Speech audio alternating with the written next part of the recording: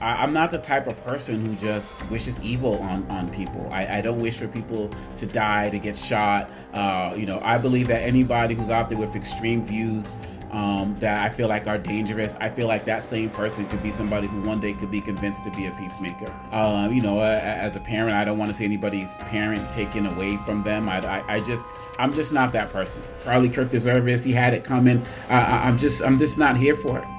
Calling people aliens and animals and vermin and all of this other type of stuff, and that's bad. And then on the other side, you got people from the left, from the liberals, calling Republicans, fascists and all of that, and that's leading to violence.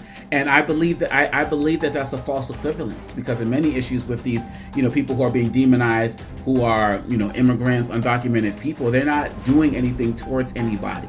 We're not talking if people are going to pull up a violent criminal who did something. I'm not talking about that. I'm talking about in general. I'm talking about the pregnant mothers being thrown on the streets. They're being attacked. But we can't have fascist actions in this country, or racist actions in this country, or authoritarian actions in this country and not call it that. If we would call it that in any other country, we have to be able to call it here.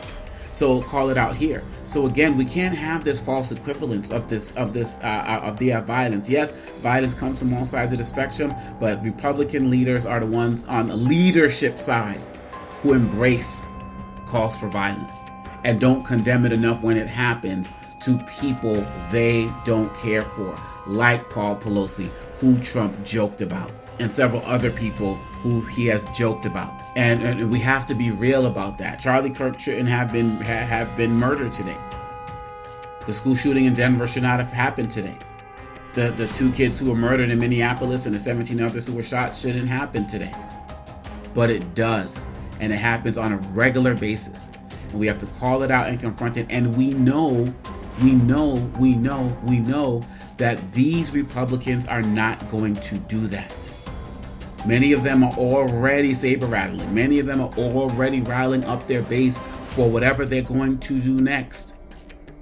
Charlie Kirk's organization, Turning Point USA, has doxed people that I know, put out their addresses for doing DEI work or being engaged in other types of things. Yet with all of that, I'm not going to sit here and say this person deserved to die. Actions, but what people are doing that is putting out violent and hateful and racist and homophobic and anti-trans rhetoric needs to be called out, and it needs to be condemned. And yes, it's important that we put ourselves in spaces where we can have debates, where people can disagree and people can go back and forth. And many people are praising Charlie Kirk for doing that, even though some of the things that he said were extremely vile and disrespectful towards some of the communities he was talking about.